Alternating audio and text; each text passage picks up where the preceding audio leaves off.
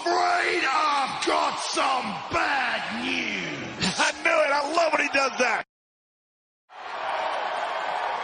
Please welcome the chairman of WWE, Vince McMahon.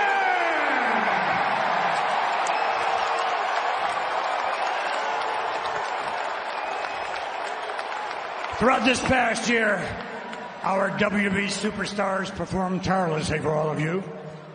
Week after week, month after month, but we all knew there was something missing.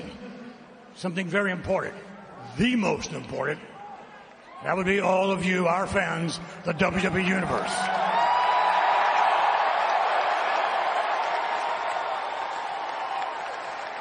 And as we emerge from this dreadful pandemic, on behalf of our entire WWE family, we would simply like to say thank you and welcome you to WrestleMania!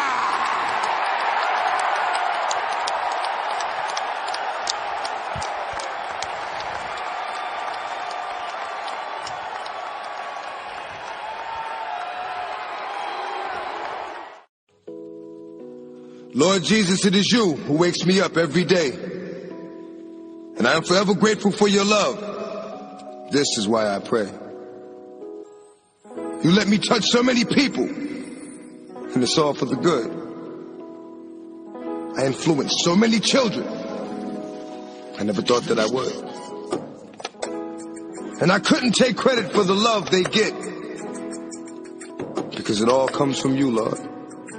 I'm just the one that's giving it. And when it seems like the pressure gets to be too much, I take time out and pray. And ask that you be my crutch. Lord, I am not perfect by a long shot. I confess to you daily.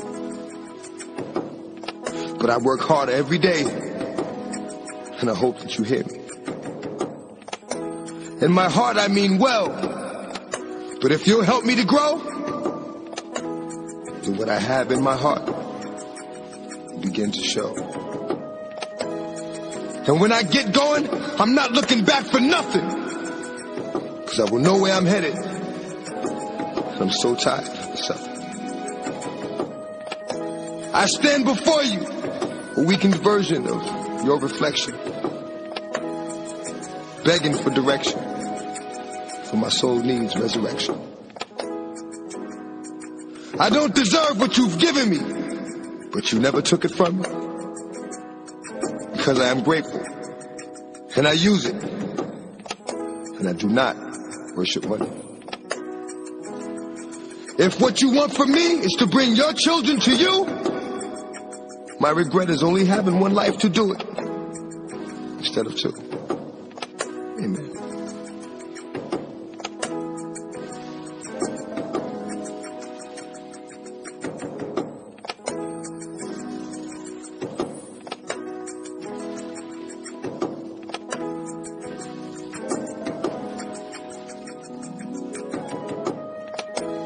In the name of Jesus, let us pray. Father, please walk with us through the bad times as well as the good. May we be heard and understood from the suburbs to the hood. May you judge us by our hearts and not by our mistakes. And see that we get a breakthrough, however long that it takes. May you fill that void in our souls that will lay our fears to rest. Because there's no way we can live for Jesus when we're living in the flesh. So I pray that you allow our spirits to be born, grow strong, move on, know right from wrong. 1 John chapter 2 verse 15. Do not love the world or anything in the world. And we know what that means. But listen, we know the distance we need to be away from fire to keep it missing. That doesn't mean we'll listen. Lord, you take care of fools and babies. You teach women to honor their men and men respect their ladies. But lately, so many of us have gone astray, doing wrong for so long that we've forgotten the way. Please bring us back home, instill in us the word which is our backbone, with the children that act grown. There was so much that we're entitled to, yet we receive so little. Because in this time of spiritual warfare, we're comfortable in the middle. So I pray that you open our eyes, give us the anointing to recognize the devil and his lies, If we keep our actions wise and our prayers sincere, our heads to the sky, you will diminish our fears. In Jesus' mighty name we have prayed. Amen and amen.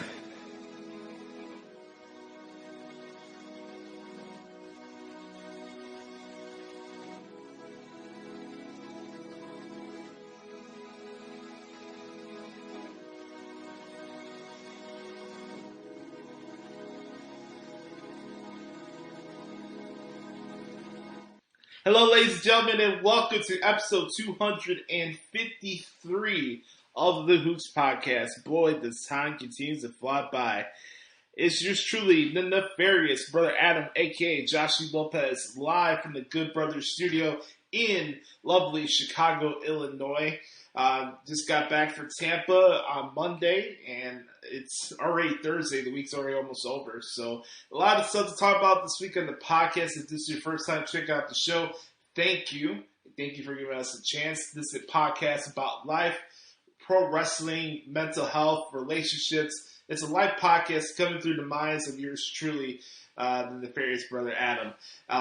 We like to have fun and shoot the shit on the podcast. I want you guys to feel like I'm sitting next to you and we're talking about professional wrestling and talk about sports, but just anything else we talk about on this show. So that's the goal of the podcast.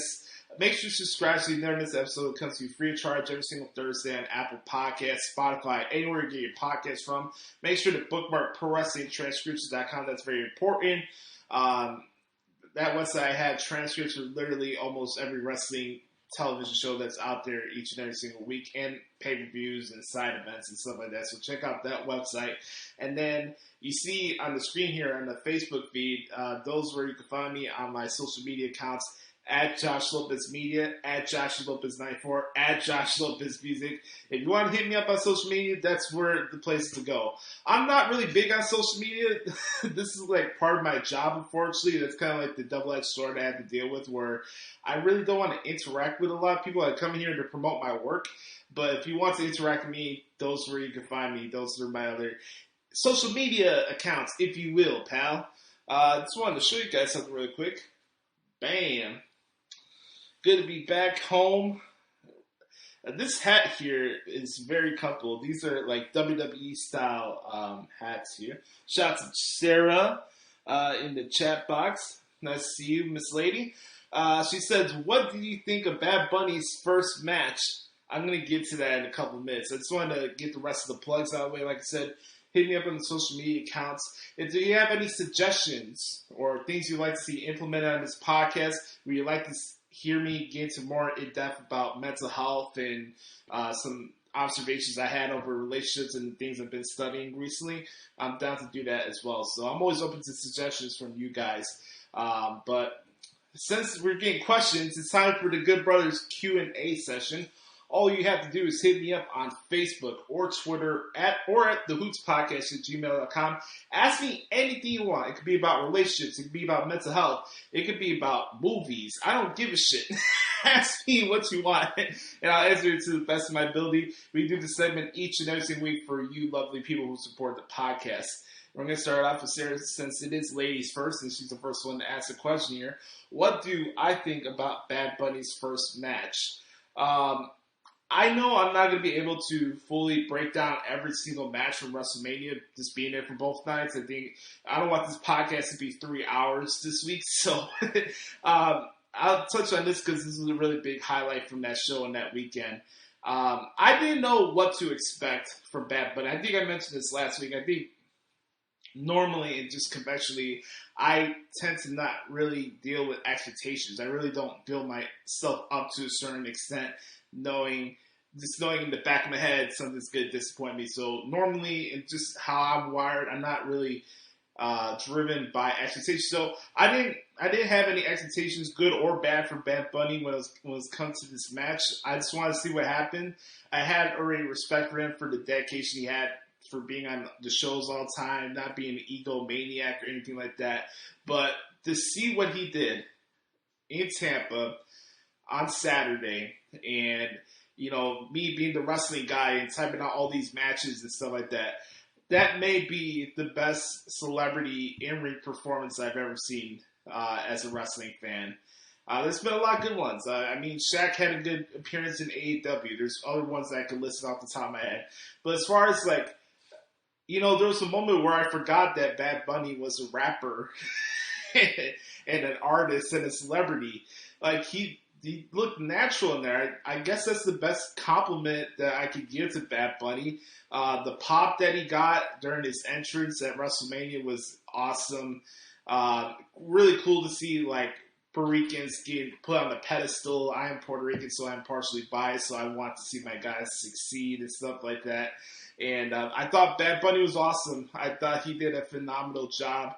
The Bunny Destroyer on the floor was great. It's really something when you have Michael Cole speechless during the match. That dude doesn't know when to shut the fuck up. So, yeah, I loved it. I thought Bad Bunny did a wonderful job. And that's the great thing about not dealing with accusations. Watch something and then react from it from there and process it there. When you have like a preconceived notion or accusations towards something or anybody, I think you're just going down a bad rabbit hole. So, I didn't have any expectations. I just wanted to see what happens, and I enjoyed what he put into that match. So, also, The Miz deserves a lot of credit. Just with professional wrestling, we all know about it being choreographed and stuff like that, but it takes two people to make a match good. And you need your good guys, you need your bad guys. No matter what you think about The Miz as a character, Miz carried Bad Bunny through that match. His experience, I don't want to hear from anybody that The Miz cannot wrestle, because he put on one of the best performances of his career on Saturday, even though he lost. That's a shoot. I noticed that because it sticks out like a sore thumb when wrestlers are actually selling the moves and not doing 3 spots and then, they're up on their feet 2 seconds later. You know what I mean? So I got to give props to The Miz because he did a phenomenal job as well in that match. Let's see. John Cena is still your favorite? That's cool. My favorites are Punk and The Undertaker. Yeah, so, Bad Bunny was awesome. Big props to that good brother. Speaking of good brothers, we're going to go through a batch of questions here from the good brother Chris Zaletta. We're doing this live right now on Facebook. If you have any other wrestling questions or anything regarding the topics I mentioned earlier, just hit me up in the chat box. All right. Let's go to these questions from Chris. You can follow him at Twitter at XTeenZaletta24X. He says, what's my thoughts on the Fast and Furious 9 trailer? How ironic that Sarah brought up John Cena in the chat box. I loved it. I'm in the minority. I don't really go in soapboxes over the number of Fast and Furious movies they made. This is a movie series that I've always enjoyed since the first one. I love the addition to the Rock in that era of the series. I haven't got a chance to watch Hobbs and Shaw yet. I think it came out like 2 years ago or something like that. I dropped the ball there, but I haven't had a chance to watch that spin-off. But I'm really excited for this. There's never a Fast and Furious movie that I'm not excited for. And the fact that John Cena is going to be the bad guy in this movie, I think it's very intriguing. He's playing Dominic Toretto's brother. And that's going to be a lot of fun. Next question. What were your favorite DMX songs? I don't have particular songs. You guys will hear in the audio version, the intro, I shared a little audio project I made as an old intro for my podcast back in the day. There's a prayer song that he had. It's prayer number 6 from DMX. It's my favorite thing that he's ever recorded, whether it's a rap, prayer, speech, song, whatever. That's my favorite thing from DMX. You'll hear it in the audio version of the podcast this week. By the way, my condolences go out to his family. Gone way too soon. And just, it really bummed me out. Right as I landed in Tampa on Friday, I saw the post from TMZ that he died. So it bummed me out a little bit. It sucks whenever you see like celebrities or big popular people that have had an influence on a lot of things that you enjoy. go away like that, especially at a young age. It sucks. And I always try to remind people that tomorrow's not guaranteed. So nobody owes you anything. You're not entitled to anything. Do things that make you whole at the end of the day. Don't forget about that, guys. Let's see. Does Ty Conti win the AEW Women's Championship next week? I certainly hope so. And it's not a dig towards Hikaru Shida. I think she's a good wrestler, but I think her title reign is overstated her welcome, to be honest with you. When you look at Ty Conti in AEW, if you guys haven't watched her, she just oozes it factor. It's not just because she's hot or anything like that. She's really that good in the ring. Like, you see her and it's like, shit, I don't want to get on her bad side. Like, damn. Ty Conti is very good at what she does, so I think it would be a nice surprise. I mean, AEW is so fixated on giving these big marquee matches away on television, so why not do a title change on television at this point? You know what I mean? Do you think Io Shirai goes to Raw or SmackDown or remains in NXT? I just don't see what else Io can do in NXT. I think for me, that's a good question. I think Io will probably be a better fit on SmackDown than Raw right now. I think SmackDown's women's division is very top heavy, and then it just is like a big drop off after that. So I think Io being on SmackDown and having Asuka on Raw, separate them. You don't need them on the same brand. I think Io will do a better job on SmackDown than that. How did I feel about the Tiger Woods accident? That's also another scary thing too. I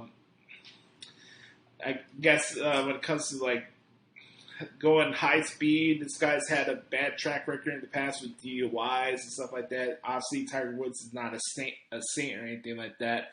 So I'm glad that it wasn't fatal or anything like that.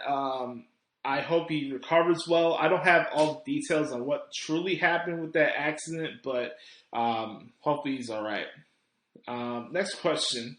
Would you have Becky Lynch and Ronda return on the same night to Triple H and Undertaker on Raw for their second Mania match? Oh, like they come out, they just stare at each other and look at the WrestleMania sign?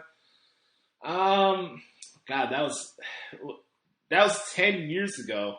Think about that. That was for WrestleMania 27. We just came off the heels of WrestleMania 37. I guess you could do that. It's not a bad idea. I mean, we really, as the wrestling industry, we need to stop going back to tropes and concepts for the 90s as things to make things over or anything like that. So I wouldn't be opposed to that. Would I like to see a Becky Lynch, Ronda Rousey one-on-one match? Sure, I think that'd be pretty cool. Let's see. Do you think he got the upper hand on the cops? I'm pretty sure he did. I wouldn't be surprised by that. There's been a lot of things that celebrities have had an upper hand on cops that's even worse than what this guy's done over the years. That's a whole nother podcast for a whole nother time, you know. The fact that O.J. Simpson is out of prison is absolutely amazing to me. Not in a good way, but mamma mia. All right, next question. Have you gotten the chance to watch Austin and Chris Jericho's Broken Skull sessions yet? I have. I saw it at the hotel on Sunday morning. Just, waking up, having some stuff to do. I really didn't go out around the area in Tampa when I was down there. I was just down there for business. This was a business trip for me. So when I was waking up the next morning, I had like a New Japan show I had to do in the morning, type that out, catch up with the other articles that I was missing out at the time. So I kept really busy, but when I did have downtime, I did watch the Broken Skull session with Austin and Jericho. I was not expecting it to, what did they say? They blamed it on the curb off the ramp. I don't know. Something is off on that whole thing. Like I said, I don't want to come here and make assumptions about what truly happened with Tiger Woods. I just think it'd be ignorant to the situation. I don't know what truly happened, but I would not be surprised if there's like some loop or something like that that's hiding a bigger issue that happened out there in California. Again, I made it out there that Tiger Woods is not Satan, so I'm sure there's something shady going on.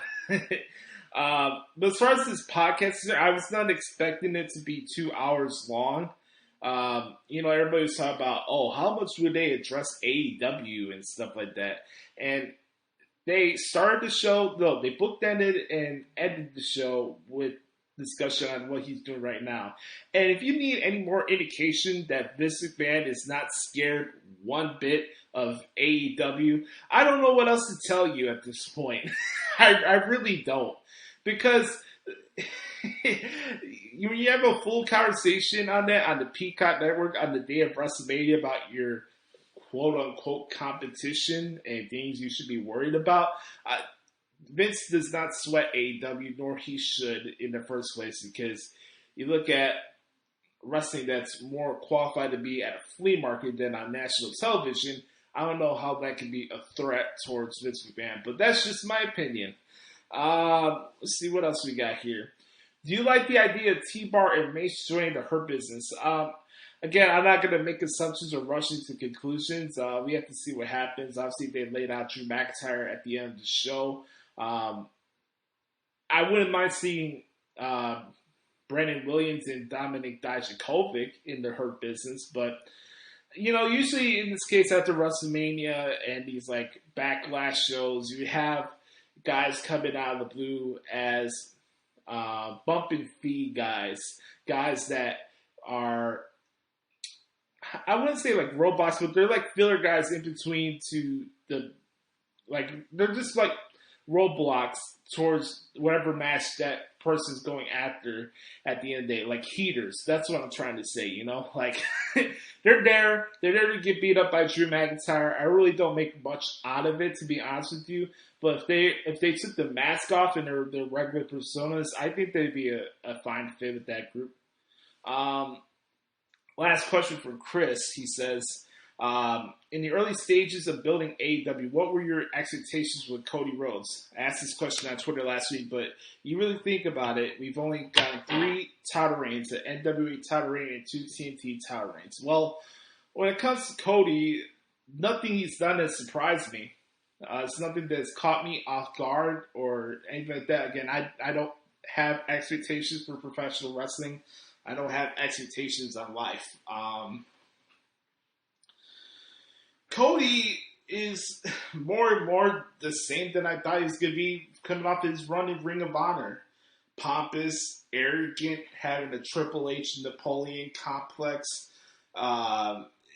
I'm not really impressed by anything he's done in AEW. The fact that he has the biggest pyro on the show doesn't mean he's the best guy. He may think in his head he's the top guy or anything like that, but I mentioned the comparison of him and Jeff Jarrett, but it's true. Literally, Cody Rhodes is the modern day Jeff Jarrett. Thinks he's higher and better than what he is, starts a promotion, makes it all about himself, and here we are. I don't enjoy what he does. I just don't. So I'm not surprised by what he's doing. I thought it was dumb on him in the first place to put that stipulation about, I'll never have a chance to go for a title if I lose to MJF. It's pro wrestling. You're always going to find loopholes around to get into a title program. So I've not been impressed or surprised by anything I've seen with Cody Rhodes in AEW so far. Thank you, Chris, for the questions. I appreciate it, brother. Okay. Let's go to the next batch of questions here. We're going to go down the list here. I sent this out on a Tuesday. I'm going to go to Patrick Fritz at Rated PWF. Pat's a good brother of the show. Appreciate you, brother. I think we'll do another catch-up session sooner or later. I think that'd be a lot of fun. Okay, just one second while I look for this. Twitter. I'm trying to... Oh, here we go. We got it right here. What were the best / worst things about your WrestleMania experience? I I don't think I have anything that was worse. I mean, I saw a bad car crash on the way to night number 2, a 3-way car crash. Did not look pretty whatsoever. I only thought Chicago was the only place where people can't drive, but that's not an exception. I don't think people can drive in general, and it goes back to the bigger issue in society today. There's just a lack of self-awareness. So that was unfortunate. I think you guys were probably expecting to be like, oh, the rain was intolerable to deal with, blah, blah, blah, blah, blah. I just think it was apropos. This being the WrestleMania, a do-over from last year. Mother Nature being the last hurdle to go over to make this WrestleMania a reality. It was kind of apropos to what it was going to be for the WWE, because the next big event before this whole pandemic was starting was WrestleMania 36. A full year later, here we are. I'm at WrestleMania at the same stadium that I was going to be at last year, and we had a weather delay. I had a chance to watch both shows back on the Peacock Network, and I gotta give props to the company, man. I think Bully Ray said this perfectly on the bump this week. Like, when you are throwing curveballs at your way, what are you gonna do about it? And I think WWE hit a home run with how they handled that situation, just from the TV version. In the stadium, it wasn't like chaotic or anything like that. There were sections of the people in the building that left, and I could understand that. But most of the people stood from where I was in my section that I was sitting at. It wasn't too bad. Getting to be there at WrestleMania is always a pleasure. This is my 5th WrestleMania that I had a chance to attend. I got to see this awesome ass stage in person. That was great. Nobody puts on a live event experience like WWE or WrestleMania in general. Like, you look at the Super Bowls, you look at the World Series, you look at the Stanley Cup, you look at all these other ancillary sporting events or music concerts. They pales to the comparison to the visual aspects and the spectacle of what WrestleMania is. This was the 5th one I went to. The only WrestleMania I went to stadium-wise that was not open air was in New Orleans for 34. That was the last WrestleMania I went to. So back in open air, you got these big pillars around the ringside area. You got all this stuff, the signages and stuff like that. The atmosphere was just really awesome. And it's just really cool that WrestleMania was WWE's first actual event with fans since this pandemic started. So, Pat, I was just blessed and lucky to be down there. Not only just as a longtime wrestling fan, but somebody who covers the industry for a living.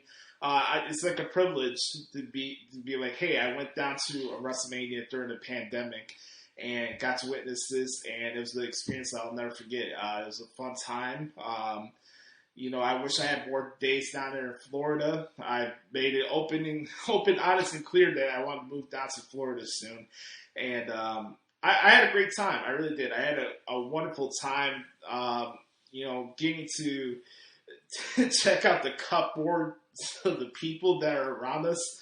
Those cupboards that you saw, like the cupboard people that you saw in the seats that were not filled, those were the same cupboards that were used at the Super Bowl a couple months earlier.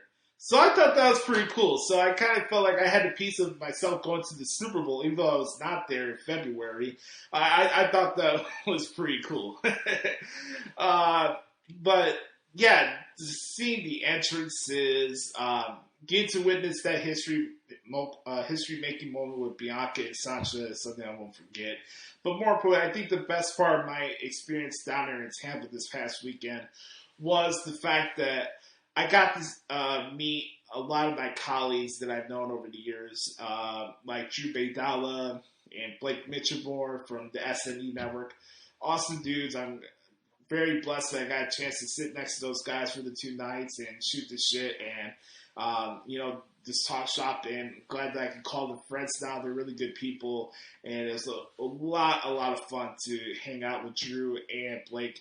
And then we had corresponding people sitting with us on both nights. On night one, I got to meet one of the guys that got me hooked into wrestling talk shows, wrestling media in general, in Damian Nelson.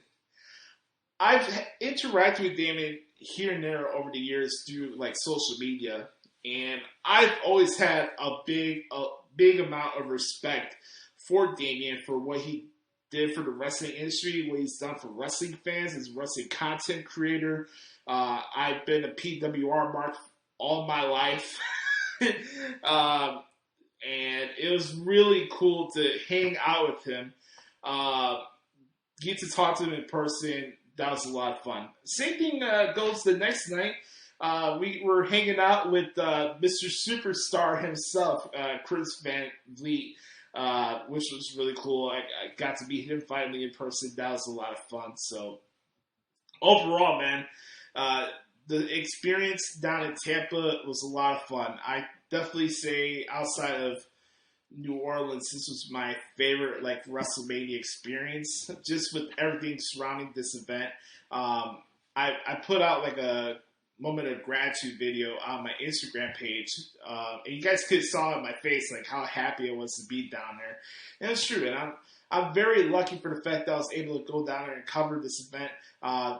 Definitely over the next couple of years, I definitely want to get to like the press box and have that actual coverage opportunity. But to be down there, still to cover the event, it was a lot of fun, and it's a moment and experience that I'll never forget. So, do you think Mania was too long or too short?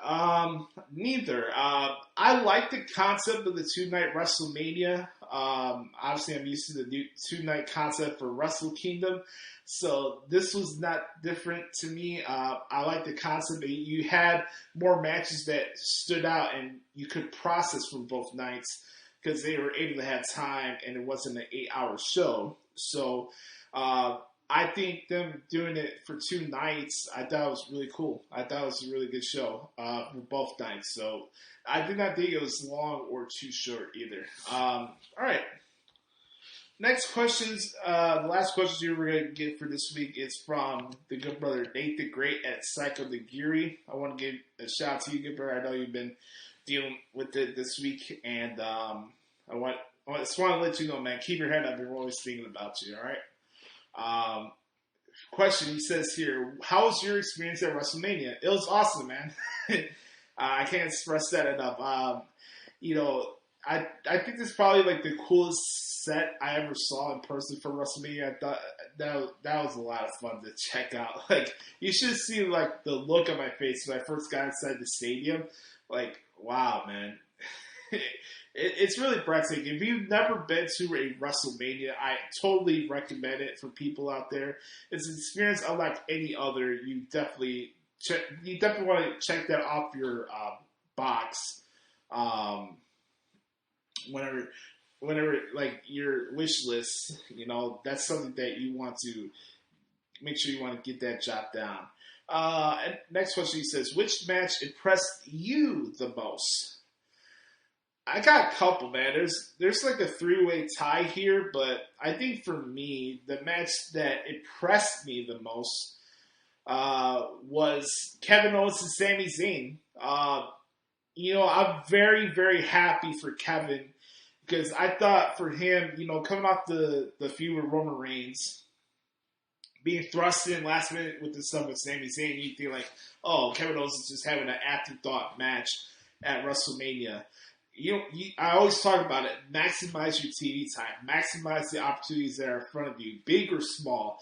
And I thought Kevin, out of anybody over this past weekend, did that the most.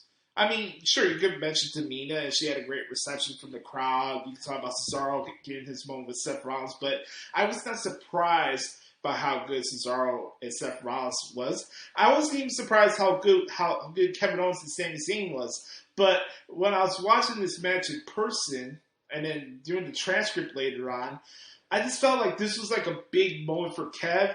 And I think 2021 could be a really big year for Kevin Owens, whether he goes back to being a heel or if he goes to a different brand. I really think this is a good opportunity for WWE to start putting some bigger spotlight on him. And I think Kevin Owens, in my opinion, made a case for himself to be the front runner for Money in the Bank this year. That's just my opinion. I thought Kevin and Sammy's the one that impressed me the most because, like, you know, you had this implement of Logan Paul, and yeah, people were saying Logan Paul sucks, but the focus went back into the ring, and two guys have had this long rivalry with each other, got to showcase that on the biggest stage possible for WWE on that weekend, with all those circumstances. It's that match really stood out to me, man. And there was a lot of good matches on the show, guys, for both nights. You know, I know Seltzer and Brianna Alvarez go on soapboxes every year about, WrestleMania never offers the same amount of match quality as Wrestle Kingdom. Okay. Well, I don't know if you can say that this year. So, yeah, that probably be the match that stood out the most to me. Do you think we'll realistically see anyone from Raw or SmackDown go to NXT anytime soon? I'm sure it's a possibility, but that all goes back to the question, who and why? You know, obviously we see like the women's tag team champions go down there from time to time. It was cool to have that moment with like Rhea Ripley and Bianca Belair at NXT this week and Raquel Gonzalez. I thought that was really cool. But I think for me, it's not like, will that happen? I just want to know who from those brands would go to NXT and why are they there? That's the thing I'm thinking about. Ooh, I like this question for Nate. This is the last one I'm going to do for today. He says, what is your ideal match length? I believe the only match longer than 25 minutes all WrestleMania week was Kyle O'Reilly and Adam Cole. You would be correct about that. I did not think Cole and O'Reilly needed to be 40 minutes, by the way, but that's still a crazy war that they had at Stand and Deliver. I think it varies, Nate, as far as the particular match, because I could say so-and-so from so-and-so in a grudge match should go for like 15, 17 minutes, right?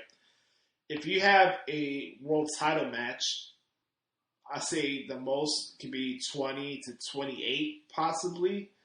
Tag matches, memo to Tony Khan and AEW, just because you have a 30-minute tag team title match on television doesn't make it a classic. Just throwing that out there. Match league, I think it varies with the particular match. That's where I'm going with. But if it's just your standardized one-on-one match, I always like to shoot for at least 10 to 13 minutes. I don't think you need to have one match go for 17 or 19 minutes just for match sake, you know? I think some matches on these promotions overstay their welcome. If you can't tell your story within 10 or 15 minutes on a television match, that's not a good look on you as a performer, but that's just my opinion. All right. Great questions, guys. I want to thank Nate, Pat, and Chris, and Sarah for hopping on with me and talking shop and asking some wonderful questions. As always, you could send me a question at the Hoots Podcast at gmail.com, or also you could hit me up on Twitter at Josh Lopez Media, or hit me up on Facebook as well. Hit me up on my Facebook page. So, all right, folks, that's going to put a ribbon on the bow on this week's edition of the Good Brothers Q&A session. When we come back, I'm going to tell you what I thought about the two-night extravaganza WrestleMania right here on the Hoots Podcast. Welcome back, everybody, to the Hoots Podcast. Time to recap and give you my thoughts on what happened at WrestleMania. Can't believe it's already Thursday. Feels like I was just there in Tampa yesterday. This week's been a blur, man. I've been really busy at work, grind never stops. But you're not gonna hear your boy complain. So I'm here. I'm ready to give you guys my thoughts from the bird's eye view of what actually happened at WrestleMania, from both nights at Raymond James Stadium and I had a chance to make the transcripts for both nights, so they're out there if you want to check it out at ProWrestlingTranscripts.com. And like I mentioned in the Q&A session, I got to give WWE just a big moment of gratitude and just adulation for what they pulled off on Saturday and Sunday, given the weather circumstance, given the stuff with the pandemic. With any wrestling show, you can have your things you could have did or did without. You get that with WrestleMania as well, but WrestleMania is the ultimate variety spectacle in professional wrestling, and whether the cards are good or not, whether the build is good or not, more times than not, the shows always seem to deliver and at least make you enjoy your night and your experience. So for me, when I went to the shows, it's always the same thing for me whenever I go to a wrestling event, no matter what promotion it is. I'm going there to have a good time. I'm going there to sit there, process, and enjoy the wrestling and the show as it is, without thinking about booking, without thinking about ancillary stuff that has nothing to do with the shows. Like, I'm there to enjoy professional wrestling. We're there as fans. We're not in boardrooms. We should be there and help uplift the vibe and the energy of the product. And, I get to see that moment before the show went on air where everybody came on the stage and were, like, getting really pumped up to see the fans for the first time. I remember off the top of my head, like, seeing Sami Zayn just, like, probably the most fired up I ever seen in my life, and he's a heel, but he's, like, going nuts, and he's, like, super excited to see everybody. Like, I can't begin to imagine how those performers felt on the stage to be there and process that reaction from the crowd. It was a really special moment. I mean, Triple H, Stephanie, the whole McMahon family were on the stage with Vince. I thought that was just a really cool, touching moment. This was even before the show went on air, because I guess the first thing that went on night one was that Vince McMahon speech, and then we went into the intro. That was a wrestling moment that I'll never forget. I thought it was very special, and it was a lot of fun. For me, I think, like, I've looked at the card as a whole, and I was very excited for the card as it was, because I didn't think there was too many matches in the show that I was not interested in, but there's also matches I thought that could either steal the show, or you could also look at it and be like, hey, like, maybe something didn't live up to your standards or whatever. So, like, I really don't know. But I look at it and be like, you know what? I enjoyed my time there. I enjoyed watching the matches as they were happening. And for me, I loved the experience and just the whole vibes of the show. There was a lot of matches I enjoyed. I was really happy for Drew McIntyre to have that moment with the fans at the beginning of the show. I'm a Drew McIntyre fan. Throw your arrows at me. I really don't care. I don't care that Drew McIntyre is the new flavor of the month guy that you guys want to hate on now. Like, Drew McIntyre is fucking good as a heel or babyface. He had an awesome match with Bobby Lashley. I was surprised with the referee stoppage as it finished. I didn't think it was going to be a surprise if Bobby Lashley won, but how it went and as clean as it went as a whistle, I was not surprised by it. But, two Haas type of guys beating the ever-loving shit out of each other. I love the match, and I love Samoa Joe's call on it as well during the match. So that was a lot of fun. I mentioned my thoughts on Bad Bunny earlier. I thought he was the man. I thought he killed it. Really happy for Cesaro. A really fun, entertaining match with Seth Rollins. I really liked that match. I could have done without the Shane McMahon, Braun Strowman cage stipulation. If I never see those two in a steel cage match again, I'll be a happy camper. So I guess we can balance out the thoughts from there. Let's see. Trying to figure out what what other matches stood out? Like, I guess we could get into Sasha and Bianca, right? Yeah, let's get into that match. First off, I was kind of surprised there wasn't more of a bigger, elaborate entrance from Sasha Banks. It seemed really simple. Like her gear and how she looked was amazing. The entrance and stuff was cool, I guess. But I don't know. I guess I was looking forward to see if there was going to be a bigger entrance, like a slight expectation here and there. I guess is an exception, but I like Bianca's entrance. The power that both ladies got was really cool. I really liked the video package that they aired before their match. I thought that was really good. When I look at the match, watching it in person and then doing the transcript, I had two different viewing experiences. I thought a lot of people were sitting on their hands during the first part of the match at the stadium, and then it got picked up towards the back end of the match. And then when I did the transcript, the match, it lived up to what I thought it was going to be. I thought Bianca was on point when it came to the match. And I always give this credit where credit's due when it comes to Sasha Banks. Do I think she's the best in-ring female wrestler in the world? No. But she's really good when it comes to counter wrestling and dodging and weaving and stuff like that. Sasha reminds me a lot of Floyd Mayweather as far as how she carries herself from a defensive point of view in the matches and how she structures her sequences and stuff like that. But I thought these two really meshed well as far as their flow and their chemistry in the ring, with this being their first one-on-one singles match. So I was highly impressed with what they pulled off in the match while watching the transcript version of it. The moment where Bianca won at the end was really cool. The pop that she got was really special. Get to see Montage after the show went off air to celebrate with Bianca was a really cool moment as well. So I really enjoyed the match.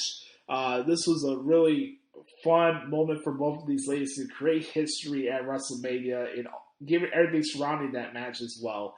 I thought they did a wonderful job. And, you know, it's always one thing when you watch a match in person and you be like, I mean, it's good, but was it awesome? And then you watch it later and it's like, yeah, it was a damn good match. So big props to both ladies. And then when it comes to night two, I know a lot of people were kind of upset with what happened with Randy Orton and The Fiend. I gotta say, man, that Fiend entrance at WrestleMania was fucking awesome. That I popped when he came out of that box. I thought that was super dope. Alexa Bliss looked amazing as always. But here we go. This is where we get into these like weird rabbit holes where people put emphasis on who our favorite performers are as to reasons why they should be booked to be unstoppable or not, and the wins and losses and blah blah blah blah blah. Like, when you look at the Fiend character, the Fiend's always been about getting receipts on performers. It's not about winning matches. It's not about winning titles. Like, I don't know why the WWE gave Bray Wyatt, the Fiend, the championship. He never needed it in the first place. He definitely didn't need it the second time either. So, like, for me, like, the character is about getting retribution on the performers that did him wrong over the years.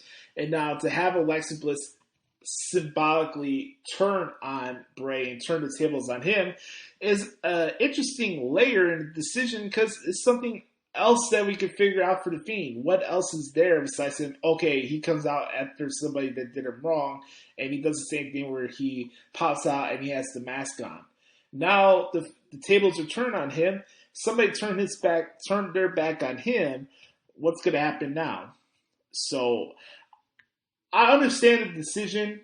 I can understand why a lot of people wanted Bray to beat Randy Orton because he didn't beat him at WrestleMania 33, and those are all fine and valid arguments. But from a storyline standpoint, you can't say it doesn't make sense because Bray is the person that brought Alexa Bliss to this point and dragged her down that rabbit hole in the first place. And WrestleMania has always been a show about any feuds or getting some type of retribution at the end. So I thought it was interesting. I was surprised by the decision. Don't get me wrong. I thought the Fiend was going to win, but it did not ruin the show for me. Like, it's so stupid where, oh, my favorite wrestler didn't win the match. Oh, he wasn't booked right, so the whole show sucks for me. Like, I hate those type of fans. They're so entitled and so morose and so freaking annoying that it takes your enjoyment away from professional wrestling. I already mentioned that I really loved the Kevin Owens and Sami Zayn match earlier. Also, big shout out to Matt Riddle and Sheamus, man. What a match. That was fantastic. I'm so happy for Sheamus because everybody's been saying that it's true. Sheamus is definitely the MVP of the Thunderdome era of the WWE. And for him to, I think the fans gave him that respect for that reason and were entertained by his match. And they were not sitting on their hands. They were into the sequences. That bro kick at the end was so really cool, man. I think I'm very lucky to say that I think me and Blake and probably Drew are very lucky with being one of the few exceptions to see the coolest RKOs and the coolest bro kicks in the history of wrestling. So that bro kick on Matt Riddle was just absolutely beautiful. Just stiff, fun, physical match to type down as well. And again, I love Samoa Joe on commentary, especially when you have these like strong style matches. He fits very well in describing the action, so that was a lot of fun. I could have done without Shayna and Nia Jax retaining. I'm sorry, I'm just not into this tag team whatsoever. I love Shayna Baszler, but Nia Jax is just the drizzling shits, to be frank with you guys. I'm not entertained by her one bit on the mic or in the ring. Trying to tell me that she has more charisma than Karrion Kross is just absolutely blasphemous to me. Asuka Rhea Ripley, I thought it was good. I loved Rhea Ripley's entrance. I thought that was really cool. That was one of my favorite entrances of the night. I got to see that. The band did a great job. I thought the match was fine. Was this match better than Sasha and Bianca? No, but I think it did what it was supposed to do. Obviously, Rhea Ripley is now your new Raw Women's Champion, but you're establishing what her character is. And I think they did that in that match. So, was it your 5-star Meltzer Alvarez match? No, but I didn't think that match needed to be that. So, it's also cool for them to be placed in the semi-main event of WrestleMania. So the ladies get the main event of night 1 and the semi-main event of night 2. I thought that was really cool. Now, my favorite match of WrestleMania 37 in that weekend was indeed the one and only Tribal Chief, the head of the table, Roman Reigns against Edge and Daniel Bryan. I always been an Edge head, and to see him have that entrance in person was so cool, and I think part of me was so even more pumped for it was because I wanted to see this again in person last year. Because I tell you, man, if they had the stadium show with Edge and Randy Orton at last year's WrestleMania, they would have stole the whole show. I totally believe that. And even then, to see Edge come out there, I thought that was awesome. He did a fantastic job in this match. As far as storyline and sequences and the action in the ring, this by far was the best match from both nights of WrestleMania to me, and it's not close. When Edge hit that spear on Roman Reigns towards the back end of that match, I really thought it was over. Me and Chris got off our seats because I thought that was that close. So that match was awesome. The finish with Roman Reigns at the end, it was like, man, that was cool. How savage can one person be to pin both guys at the same time? Man, that match was awesome, man. I post some pictures of it on of my experience at WrestleMania at Joshie Lopez 94 on Instagram if you want to check out my pictures and trip from WrestleMania. this was a blast, man. I had a blast at WrestleMania. I don't know if I'll call this my favorite WrestleMania of all time or anything like that, but this is definitely up there as far as my favorite WrestleManias that I've attended as a fan. So this was a lot of fun. Hopefully you guys let me know what you thought about WrestleMania. What matches stood out to you? I'd love to get some feedback at Josh Lopez Media. So let me know what you thought about this year's WrestleMania, good and the bad. All right. Now it's time to give the people what they've been waiting for.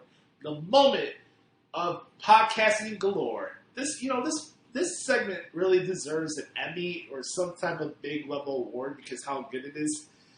It is known as What the Hell is Wrong with AEW? And we're going to start off with Brother Carter in a 3, 2, 1.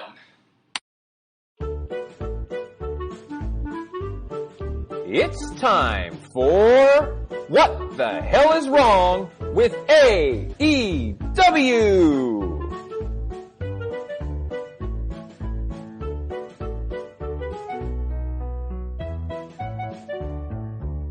What the hell is wrong with AEW? I'll tell you what the hell is wrong with AEW. Everything about this week's freaking show.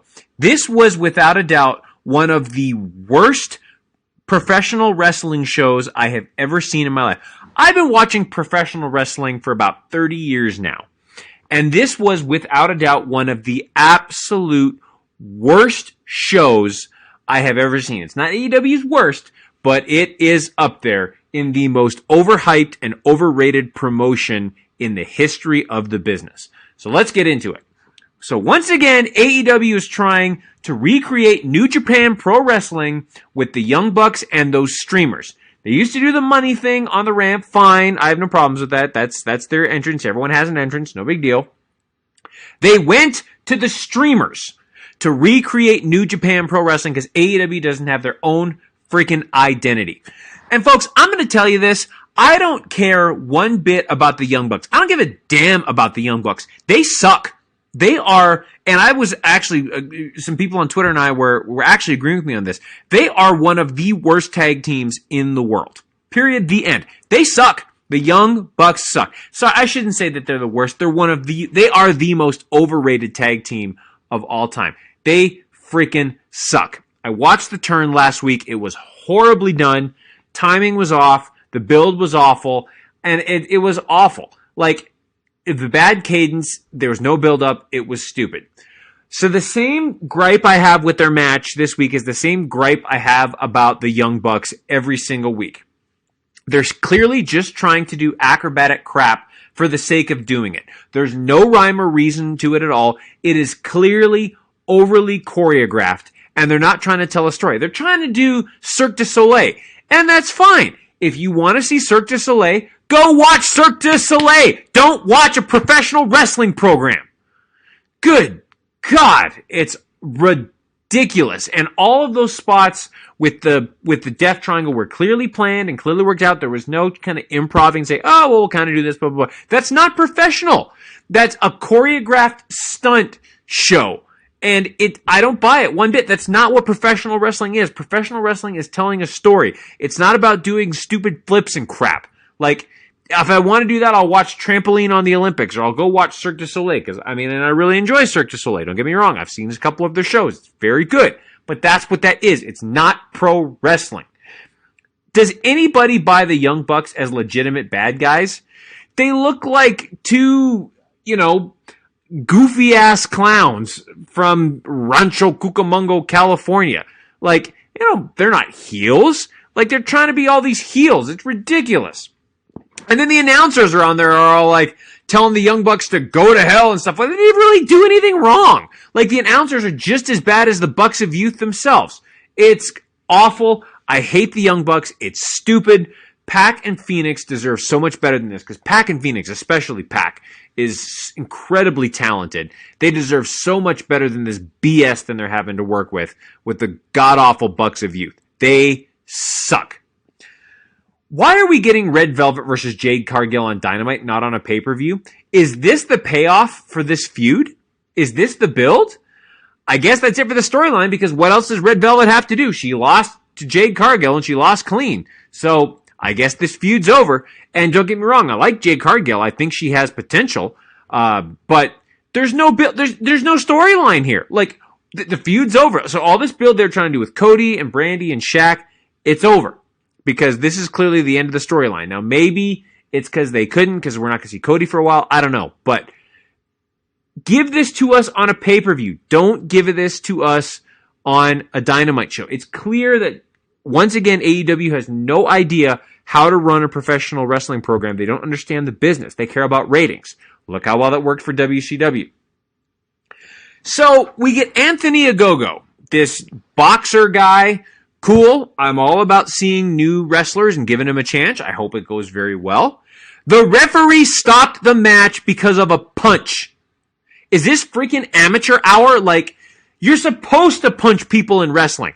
So he takes a body shot, and all of a sudden the ref says, "Oh, you can't continue, blah, blah, blah, blah," because of a punch.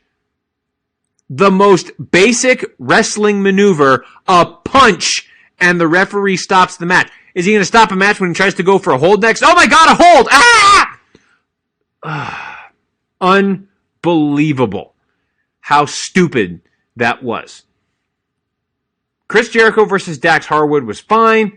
The match itself, if you take away all the stupid gimmicky bull, I'm trying to be careful here, all the stupid bull crap with the brawl on the outside of the ring, if you take that away, because AEW has to have at least 2 brawls a week, otherwise it's not a wrestling show.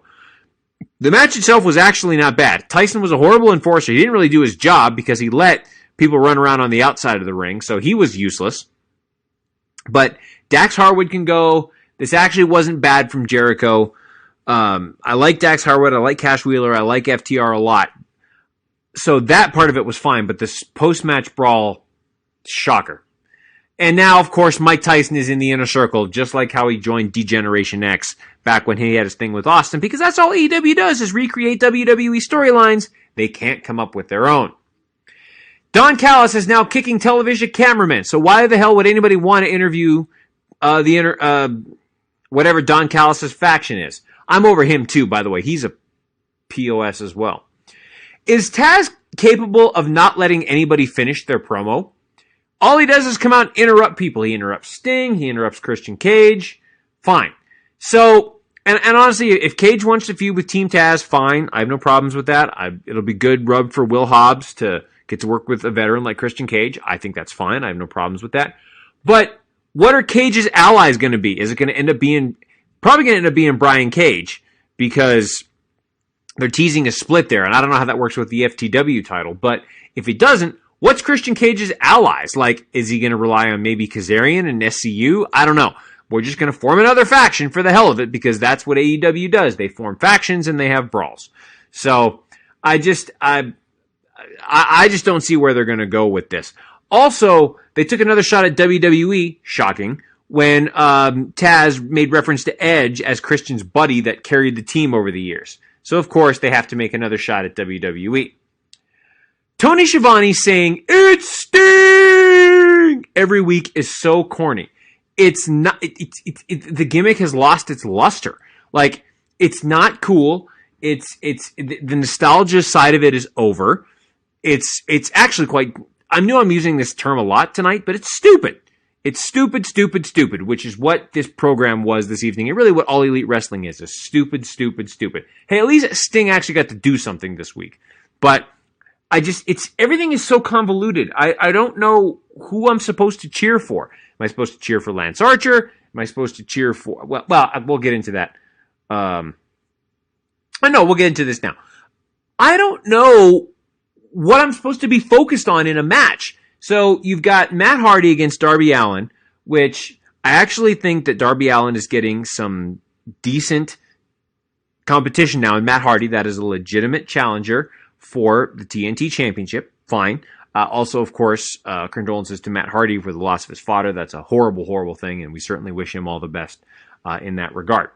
But it's real legitimate competition for Darby Allin. Great. I have no problems with that. But what am I supposed to focus on? You've got a brawl between Matt Hardy's crew in the Dark Order Then Sting's getting involved somehow, helping Darby Allin, but then Lance Archer comes out, but then Lance Archer starts going over after Matt Hardy's guys. Like, what am I supposed to be focused on in this match? I can't tell, you know? So, like, everything is convoluted. I have no idea if I'm supposed to pay attention to Darby Allin, if Darby Allin got buried in a match where he's defending his title. Like, I don't get it. I don't get what the focus is here. And of course, Darby Allin won in underwhelming fashion. And I like Darby Allin. I think you can build a company around Darby Allin. I think he's talented in the ring. I think he has a good look. He has a good gimmick. I like Darby Allin. And you can build a company around him. But he's getting lost in this stupid convoluted this stupid convoluted segment. This was an awful wrestling program. All Elite Wrestling should be embarrassed that they allow this on television because it is killing the wrestling business, and maybe that's what Tony Khan wants, is to destroy the wrestling business, be the poison that the NWO was for the WWE. They should be embarrassed. It was brutal, and if it wasn't for this segment, I would not give an ounce of my time to this unprofessional, god-awful show that's being run by children who have no idea what they're doing. Seriously, what the F is wrong with AEW? This has been What the Hell is Wrong with AEW.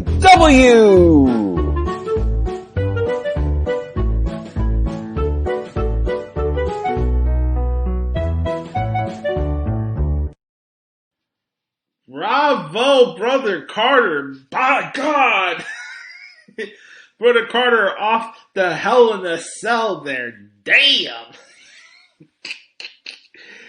Alright, folks, now it's time for the Brother Adam edition or portion of What the F is Wrong with AEW this week. Well, I guess I should start off with the positive, something I did like on this week's episode. I liked the segment between Taz and Christian Cage. I liked the back and forth there. More importantly, I liked the part where Will Hobbs laid out Christian Cage. I thought that was pretty good.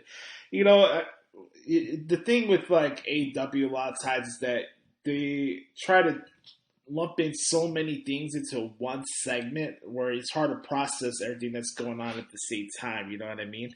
And I was watching this segment and I'm like, okay, now you have a reason to watch this match and give a shit about it. So I thought that was pretty cool. Let's see what else here.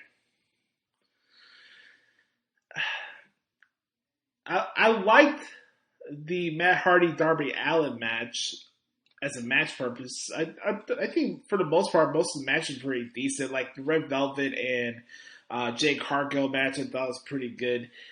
But again, there's a lot of stuff in the stuff that goes around the ringside area and et cetera, that just takes the fun out of the matches. You know what I mean? So I'm watching this show and, you know, they start off with the Young Bucks and Death Triangle for the tag team titles. And I'm like, okay, this is not the main event. Why are we doing a hardcore match as the main event again on Dynamite?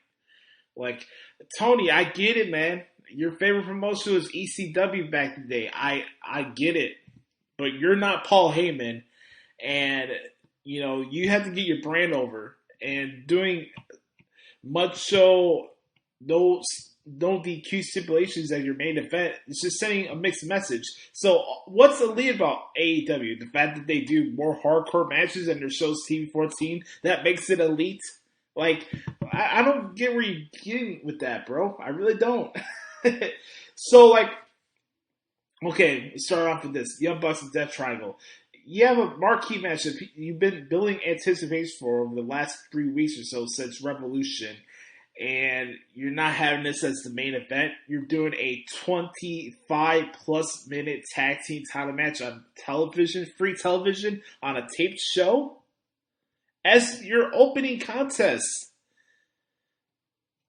Like, I feel like Tony Khan is so stuck down that dirt sheet IWC bubble where he puts an emphasis on what those fans like instead of what's good for his own television show. Again, AEW has no identity, so you wouldn't know. He would just put out things that he would think would go over with the wrestling Twitter community and Dave Seltzer, Brianna Alvarez. That's basically the format and the reasoning behind what AEW does. with it being a tape show, you'd think they'd try to build some things to have some anticipation for their live show next week, because the live shows are the most important ones that they produce throughout the year outside of their previews, right?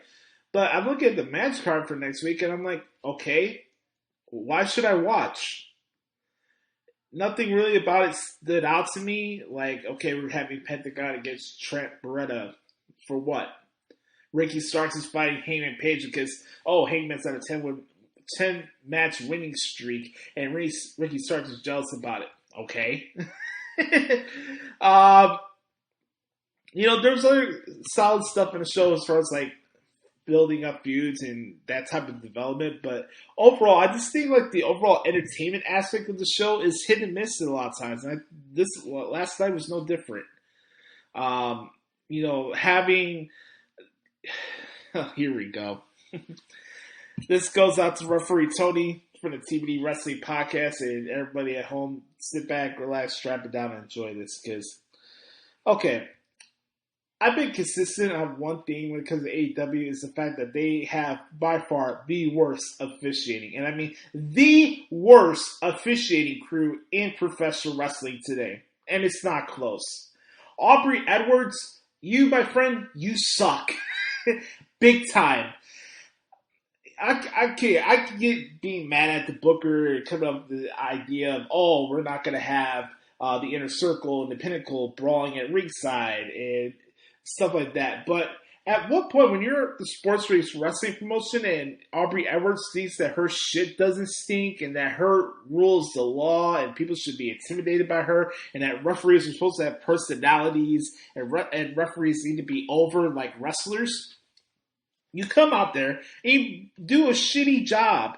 I didn't know we could hit people with microphones during a wrestling match right in front of the referee with no disqualification. I didn't know we could stab people with pens and no disqualifications. I'm watching this, I'm like, what the fuck is going on here? So, to be honest with you guys, like, I'm watching this match and, it's okay. Harwood is a great wrestler. Jericho's been doing and having better matches recently on television. That's fine. That's not my issue here. My issue is, like, saying you have one stipulation and then not following through with it, and then having a shitty referee at the same time. I'm just being honest. Like, she sucks big time. She's not good at her job whatsoever. And then, what else? The Darby Allin Matt Hardy match. Again, why do we need 20 fucking people brawling with each other at ringside during a Falls Count Anywhere match? And then bringing in bringing in Lance Archer, bringing in Scorpio Sky, bringing Ethan Page, they have nothing to do with Darby Allin or Matt Hardy. Like, it's all convoluted and all over the fucking place. Is Russo back there? Is he back there? I need to know. And, by the way, Miro, we're supposed to be scared of you now that you want to go after titles. Yeah. Miro. I'm supposed to be scared of Miro because he is butthurt over the fact that Times New Roman Fonz not getting in contact with him. Like, this show is so fucking silly as opposed to what the show is supposed to be in serious sports-based wrestling. They're more WWE than they like to admit. Let's be honest, folks. On that note, that is what the hell is wrong with AEW this week. Alright, ladies and gentlemen, I want to thank you guys so much for hanging out with me this week for this special WrestleMania recap edition of the Hoots Podcast. You can follow us on Twitter at Josh Lopez Media, at Joshie Lopez 94. On Instagram at Josh Lopez Music. Make sure to bookmark ProWrestlingTranscriptions.com. This podcast comes to you free of charge every single week on Apple Podcasts, Spotify, Stitcher, anywhere you get your podcast from. Make sure to support Brother Carter as well at DerrickStoughton.com. And thank you, Brother Carter, for being part of the show as always. I want to remember everybody to be the authentic product that is yourself. And remember, nobody's dictating the pace of your life but yourself. Never forget that, okay? Also, we have a brand new edition of the Thoughts of Dericho right around the corner. So this has been episode 253 of the Hoots podcast. When I come back here next week, I'll get you set up and ready for Impact Wrestling's Rebellion pay-per-view and so much more right here on the Hoots podcast. Right now, we're going to send out to Bert Carter for this week's edition of the Thoughts of Dericho. I love you guys. Have a wonderful weekend. We'll talk to you later. Yes, sir. And now, the Thoughts of Dericho. Listen well, man. Welcome, one and all, to the segment that's still trying to catch its breath following an incredible week of action. It is the Thoughts of Dericho, featuring the one, the only, Brother Carter. As I mentioned earlier, I'm so focused on taking, I'm going to be taking a different approach this week, because there was so much action in WWE this past week with NXT and with WrestleMania and of course Raw. I'm pretty much splitting up my presentations this week into two segments. You already heard my thoughts on AEW. So this segment, the Thoughts of Dericho, is going to be a recap of everything that happened from WrestleMania week in WWE. And boy, what a week it was. So much to talk about. So let's get right into it. I want to start with NXT TakeOver, both nights 1 and night 2. My goodness, what an event. So cool to see the NXT superstars. I don't get to watch NXT very often, but when I do, I'm always blown away. I never try to miss a TakeOver because of how much I just enjoy NXT TakeOver. And this show lived up to the hype. So let's get into it. Starting with night 1 on Wednesday, that was broadcast both on the USA Network and on Peacock. Pete Dunne and Kushida opened the match, or opened the show, have a terrific match. I mean, I've been a fan of Pete Dunne for a long, long time, back when he was the NXT UK champion, and now getting to see him here in the States in NXT. And of course, Kushida, who can bring it as well. This was just an incredible wrestling match in every way, shape, or form. And I just enjoyed it so much. I mean, it's some of the best talent in the world is in NXT. There's no doubt about it. So seeing what they can really do when you let them loose is just incredible. So Pete Dunne, great job to him. Bronson Reed getting the win for the Gauntlet Eliminator. Then, of course, going on to face Johnny Gargano on night 2, which we'll get into. I thought this was great. Definitely not what I expected was going to happen. I thought we were going to get either, my pick was LA Knight. Obviously, that didn't happen. And then a lot of people went with Dexter Lumis, but that didn't happen either. So it ended up being Bronson Reed. He had a great showing in the match, ended up having a really good match with Johnny Gargano on night 2. So, and I got to talk about that too. So, and I was not surprised to see Johnny Gargano get the win. I mean, he is Mr. NXT. He's Mr. TakeOver.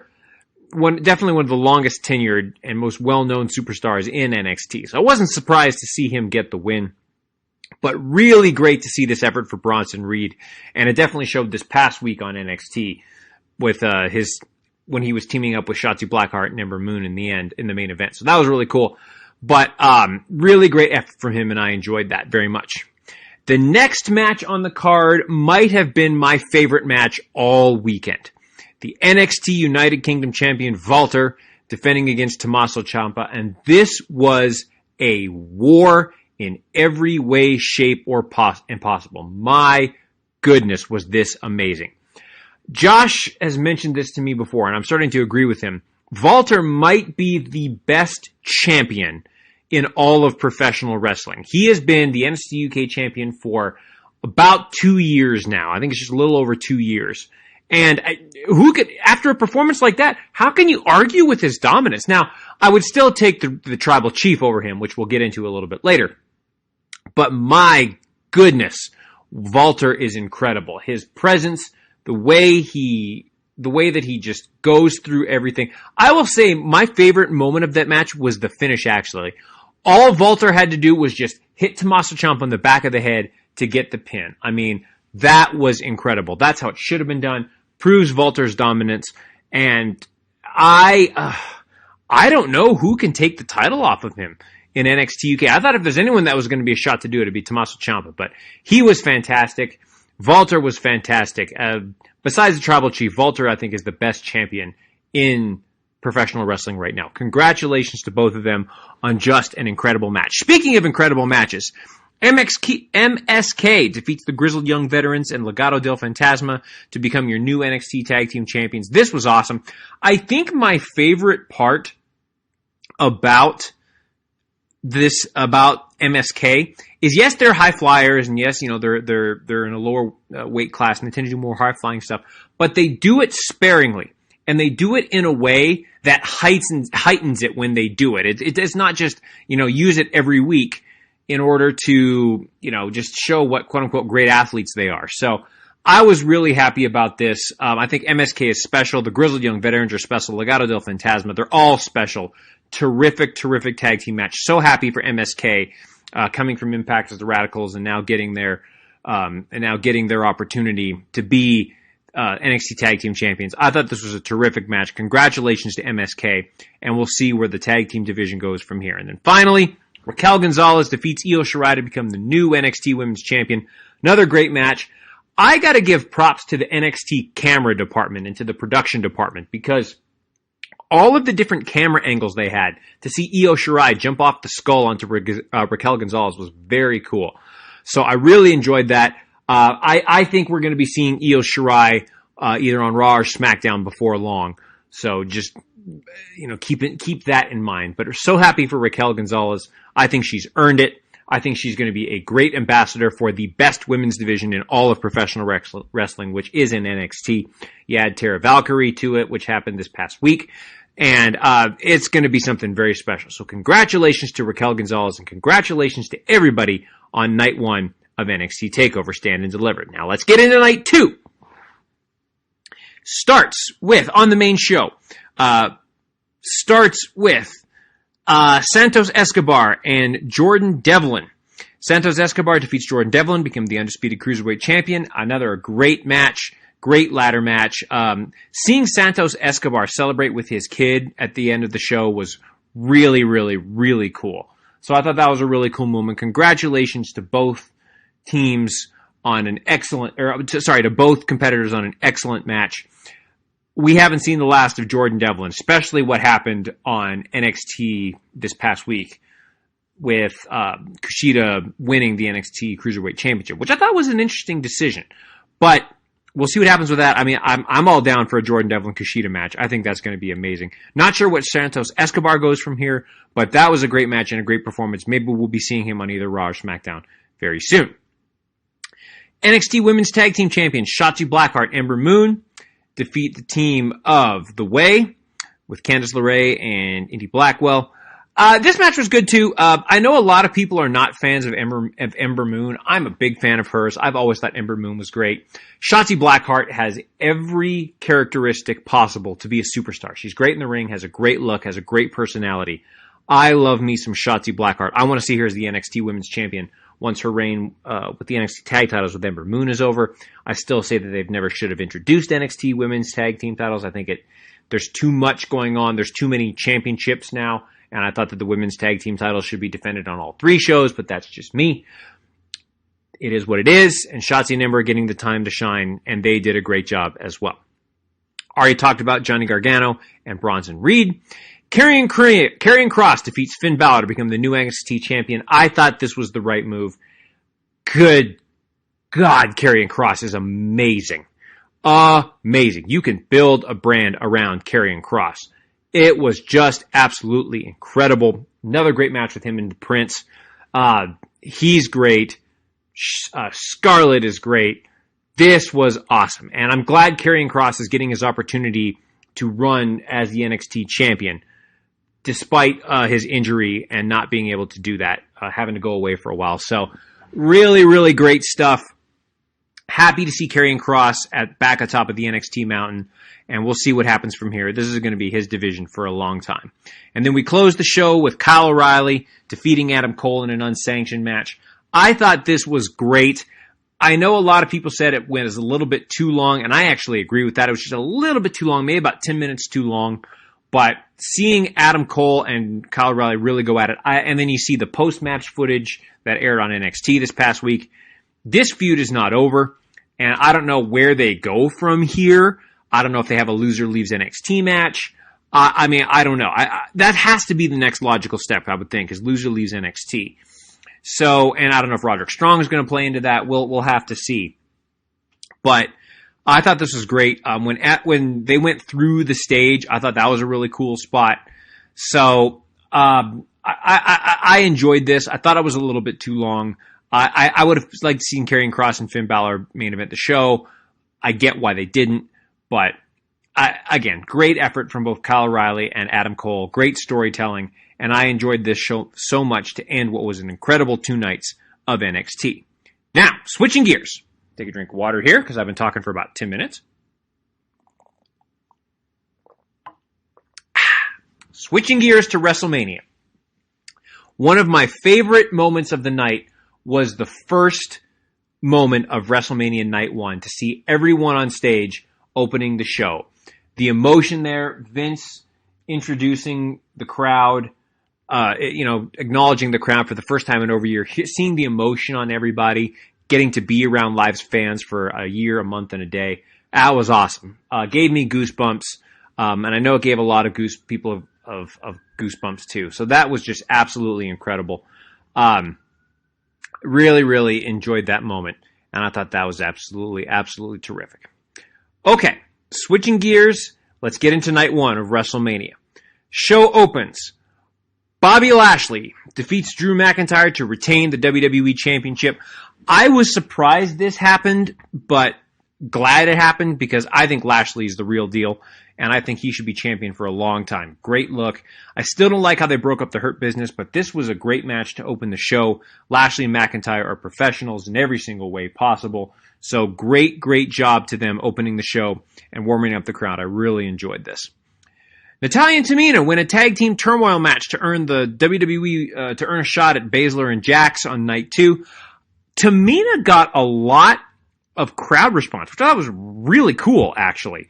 So I was happy about that, seeing that going forward. So I hope this means that Tamina will get more of a push, because I've always thought Tamina had never got the right opportunity. So let her see what she can do.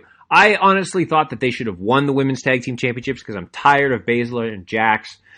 They need to be doing their own thing. Baszler needs to be competing for either the Raw Women's Championship or the SmackDown Women's Championship. You know, she's kind of being wasted in this feud with Nia Jax, or in this team with Nia Jax. I don't like it. I get how she's a champion and that's fine, but we've got to move on from this. So this was a great match. I like how Mandy Rose tried to make the most out of her slip, or her fall, I should say, going down the ramp. They made the most of it. I just worry that WWE is going to kill the joke, which they did on Raw, and I'll talk about that here in a little bit. But this was a great match. Happy to see Tamina get some opportunities to shine and get the pop that she did. Cesaro defeats Seth Rollins. Cesaro gets his one-on-one WrestleMania victory. This was one of the best technical wrestling matches of the weekend. I hope this leads to bigger and better things for Cesaro.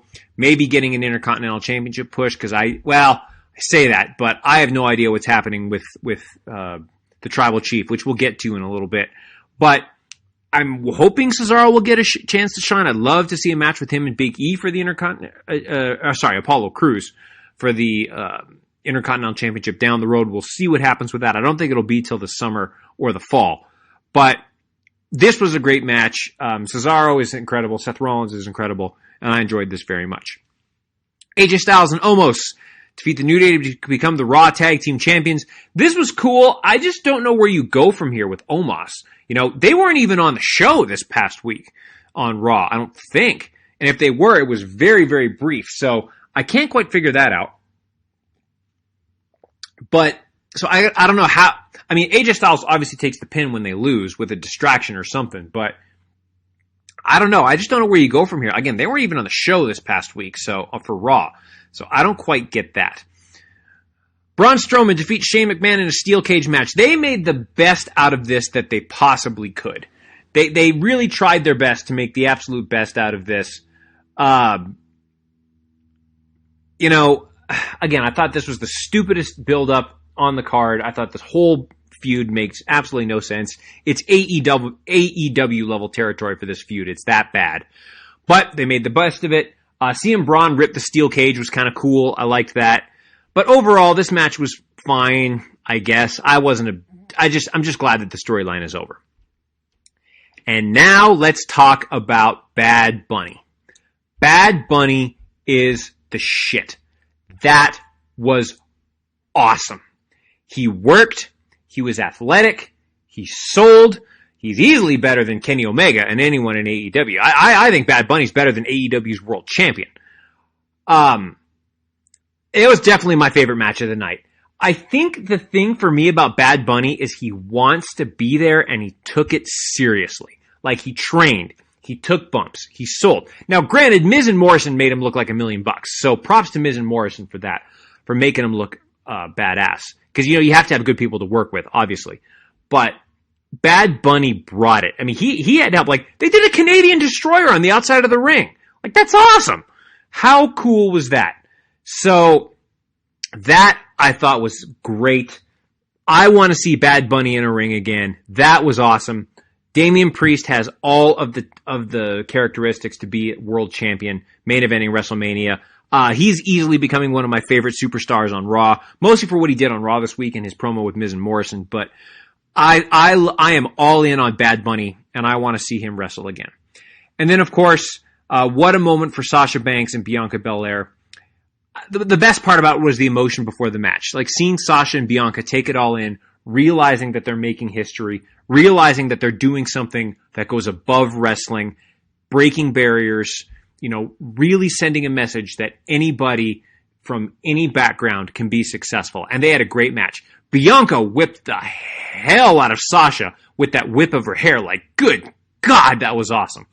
And Bianca Belair has taken her rightful place as the SmackDown Women's Champion.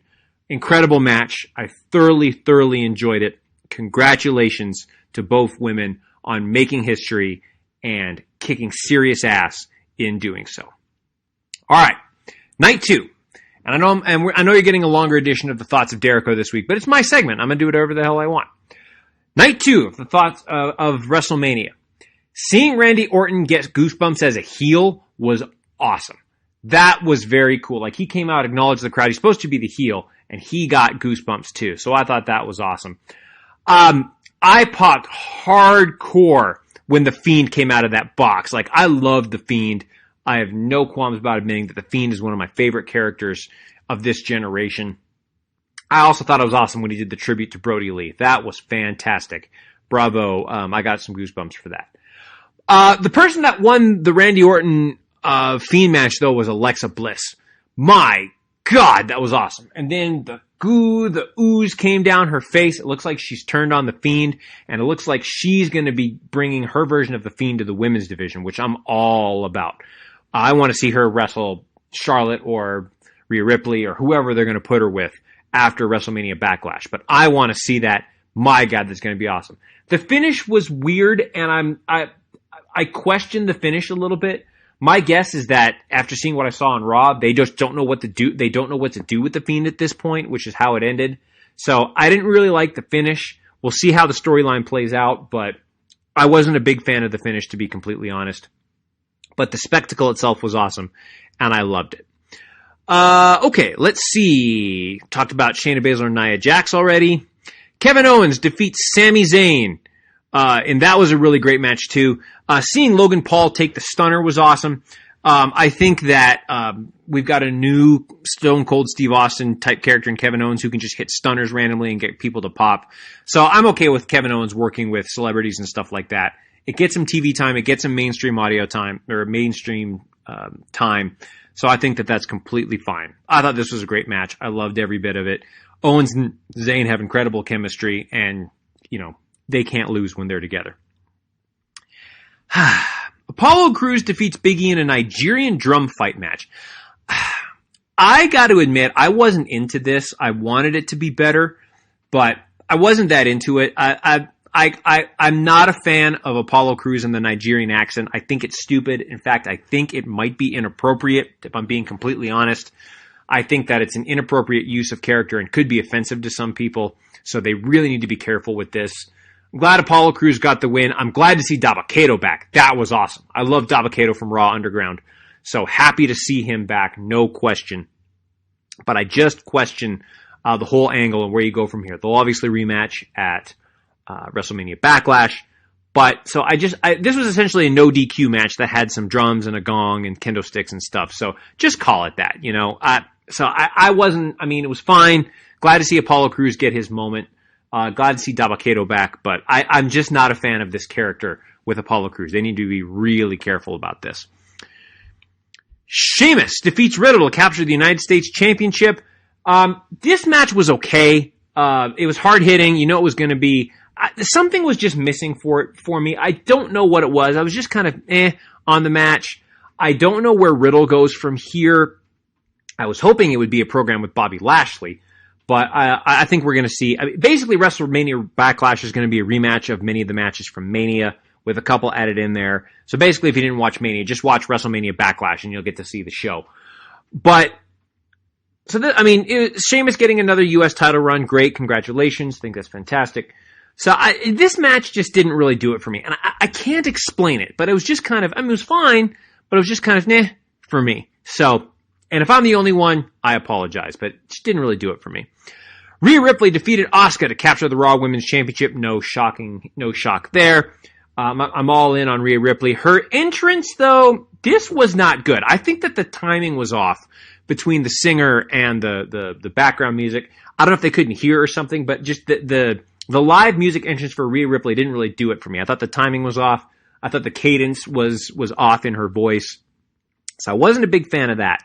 But this was a good match. Knew Rhea Ripley was going to go over, and I can't wait to see what her, the Queen, and Asuka do getting into WrestleMania Backlash. I assume we're going to have a triple threat match, but we'll have to see. And then, one other thing I'll say before the main event. I want to give props to Bayley for making the most of her time when she had it. She wasn't on the card, but she made the most of her segments. Great line with John Cena to the Bella Twins. You know that she won the crowd over when the crowd booed when the faces beat her up. Like, she made the thing to the Bella Twins. Nobody cared about the Bella Twins. They threw her down the ramp, beat her up, and the crowd booed. Props to Bayley for making the most of her time when she wasn't booked on the show. That's what a true professional does. That's how you know that Bayley is going to be around for a long time. So props to Bayley for that. Man, what a pop for Edge when he came out. That was awesome. I got goosebumps when the crowd marked out. I marked out too when Edge's music hit in the main event. That was badass. However, Roman Reigns continues to show us why he is the absolute best in the world right now. Who can stop him? Who can stop the Tribal Chief? My initial thought would be Cesaro. My real initial thought is The Fiend, and I want to see The Fiend come over and take on the Tribal Chief. Though you can't really do that because if Reigns wins, it buries The Fiend, so you can't really do that. But I don't know. I just don't know who can stop the Tribal Chief. I don't know where they go from here. I don't know who the challenger is, which is kind of dangerous because, and of course, I think really that it's eventually going to come down to Brock Lesnar. And Brock Lesnar, I think they're going to keep the title on Reigns until Brock Lesnar comes back, maybe at SummerSlam, when fans come back for the next live event. But this was awesome. Reigns was amazing, as he always is. Daniel Bryan and Edge continue to be amazing. Edge looks incredible for a mid-40-year-old performer. He was fantastic. I loved every single thing about this match. And Roman Reigns deserved the win. Roman Reigns is your Tribal Chief and will be your Tribal Chief for a long, long, long time. Couple notes about Raw, and then I'll wrap this up because I'm already 23 minutes in. Happy to see the Viking Raiders back. Happy to see the Queen back. Great to see Maurice back. That was really cool. I really can't believe they're going with the angle of Nia Jax embarrassing herself. When you're going from her being overcome by bullies at WrestleMania 34 with Alexa Bliss, and now she is the bully.